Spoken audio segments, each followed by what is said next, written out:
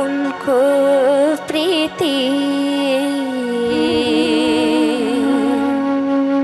पहिले हो कि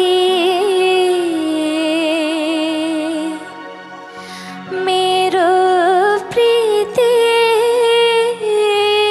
पहिले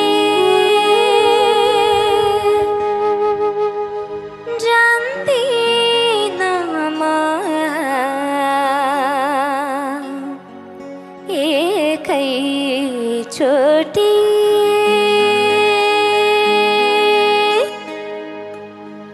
के भो कुन्नी कहिले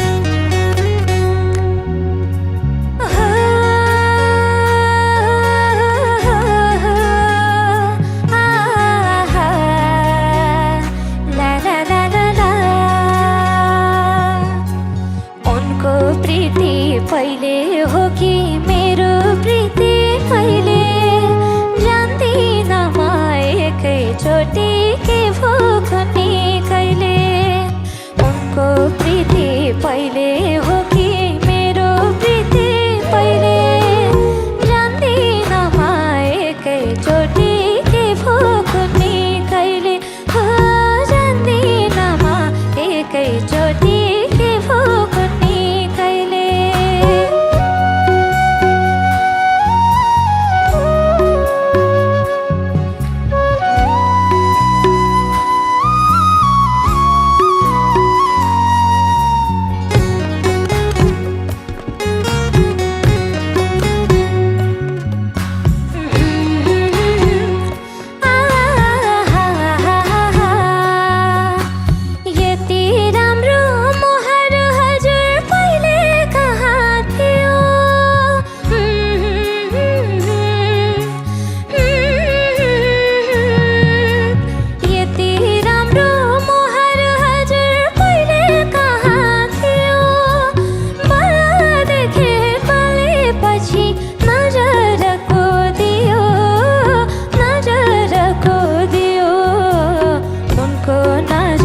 पहिले हो कि मेरो नजर पहिले जान्दिन म एकैचोटि के भो कुन्नी कहिले उनको प्रीति पहिले हो कि मेरो प्रीति पहिले जान्दिन म एकैचोटि के भो कुन्नी कहिले हो जान्दिन म एकैचोटि के भो कुन्नी कहिले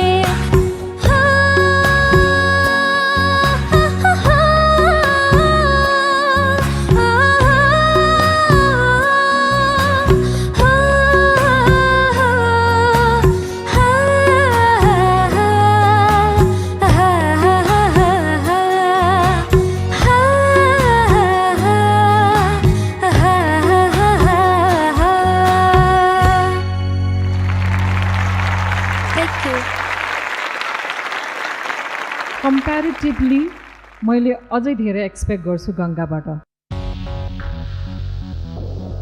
अन्तराको हाई पार्टमा एकदमै स्ट्रगल गरिरहेको थियो गङ्गाले। प्रमिसिङ गायिकाको चाहिँ आगमन भए जस्तो फिल भएको थियो मलाई, जुन हिसाबले तपाईँको चर्चा भइरहेको छ अहिले यति छिटै। त्यो चर्चाभन्दा यहाँको जुन तपाईँको पोजिसन छ नि त्यसलाई अझ बलियो बनाउनेतिर लाग्नु होला है, त्यो सजेसन दिन चाहन्छु म है। गङ्गाको लागि एकदम ब्लेस्ड कुरा के हो भने गङ्गाको एकदम आफ्नो आवाज छ। कहिलेकाहीँ आफू धेरै पपुलर भइदाखेरि त्यही पपुलारिटीको पनि लोड आउँछ क्या, त्यो चिजलाई चाहिँ नलिनुहोस्।